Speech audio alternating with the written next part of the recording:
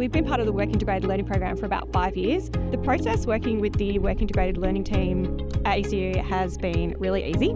The Work Integrated Learning Program is a really useful recruitment tool for us. We get to meet a real diversity of students, and that diversity obviously flows through into our workforce as well.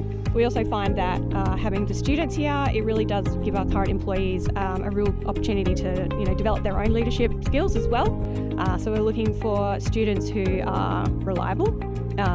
We really want students that are really passionate about the environment, can think critically, but also follow the set process and procedure that we have. Part of our vision here is to train and develop new environmental practitioners.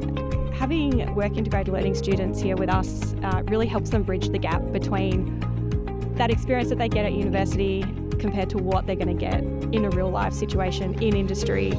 So when I was at Natural Area, I worked between 3 depots, Malaga, Belia and Whiteman. Within the field teams, I got to carry out planting, I did some manual weeding, some mulching, and I also did some spotting for the sprayers. I also worked within the nursery, potting seedlings, grading and weeding for client orders.